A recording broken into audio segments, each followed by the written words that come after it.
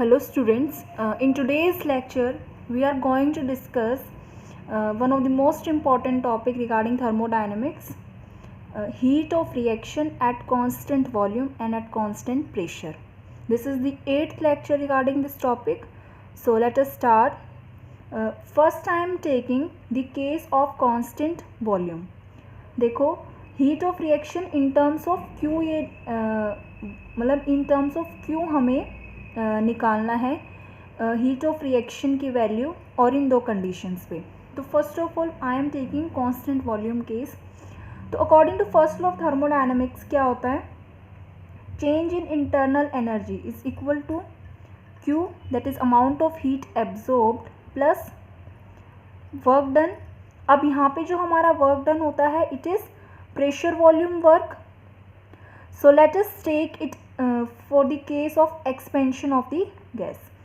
अब जब हमारा एक्सपेंशन होता है गैस का तो उस केस में हमारा वर्क डन साइन कन्वेंशन के according we take it as negative, means for work done in case of expansion of an ideal gas is minus P delta V. तो हम ये वाला केस ले रहे हैं. यहाँ हमारा डेल्टा यू अब क्या हो जाएगा, Q minus P delta we. Okay, अब कंडीशन हमारी क्या है, कांस्टेंट वॉल्यूम है. तो अगर वॉल्यूम कांस्टेंट है तो उस केस में हमारा वॉल्यूम चेंज होगा नहीं. वॉल्यूम चेंज नहीं होगा तो डेल्टा वी क्या हो जाएगा, ज़ीरो. चेंज इन वॉल्यूम, ठीक है, V2 माइनस V1 क्या होगा, ज़ीरो ही होगा. ओके, अब इस वैल्यू को अगर मैं इस इक्वेशन में पुट करूं तो यहाँ से हमारा डेल्टा यू क्या आएगा, इक्वल टू क्यू. लेकिन ये चीज़ कब पॉसिबल है, एट कांस्टेंट V. तो इसको हम लिखेंगे क्यू, सबस्क्रिप्ट लगेगी V is equal to delta U. So this is the expression of heat of reaction at constant volume. Heat of reaction at constant volume is equal to what? It is equal to change in the internal energy. मतलब इसको हम summarised form में कैसे लिख सकते हैं, इसको लिख सकते हैं the heat absorbed और evolved किस कंडीशन पे, at constant volume and temperature भी हमारा यहाँ पे कांस्टेंट है, इज इक्वल टू, किसके इक्वल आ रहा है, इज इक्वल टू दी क्या है, change in internal energy. Change in internal energy. Okay students, so here first part is completed. Now we will see heat of reaction at constant pressure.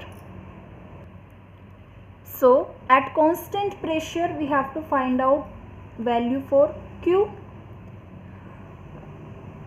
This we know that H is equal to U plus PV. अपनी previous video में मैंने ये discuss किया हुआ है concept of enthalpy. आप वहाँ से इसको चेक कर सकते हैं, उसका लिंक आपको डिस्क्रिप्शन बॉक्स में प्रोवाइड हो जाएगा. तो आप वहाँ से कंसेप्ट ऑफ एंथैल्पी देख सकते हैं. H is equal to U plus P V. अगर मैं डेल्टा H लूँ चेंज, तो यहाँ भी चेंज लेना पड़ेगा, delta U plus delta of P V. इसको मैं लिख सकती हूँ delta H equal to delta U plus delta P V plus B delta P. अब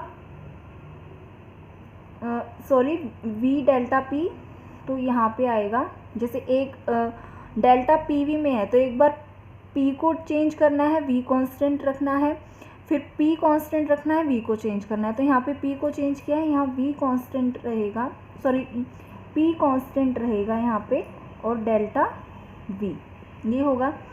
अब इसके बाद हमारा जो कंडीशन है, हम कांस्टेंट प्रेशर लेके चल रहे हैं.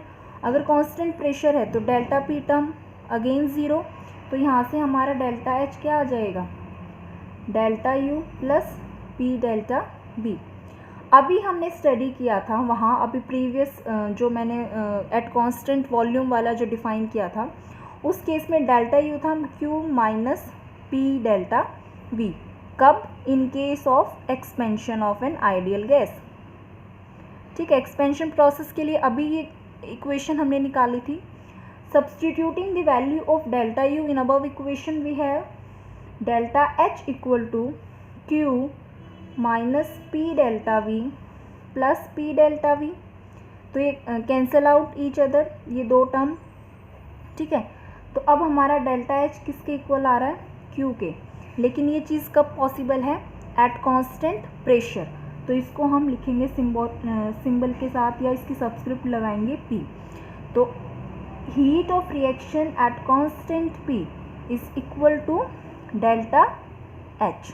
तो ये हमारा आया है expression in case of constant pressure. इसको हम क्या लिख सकते हैं? इसको लिख सकते हैं हीट ऑफ रिएक्शन एट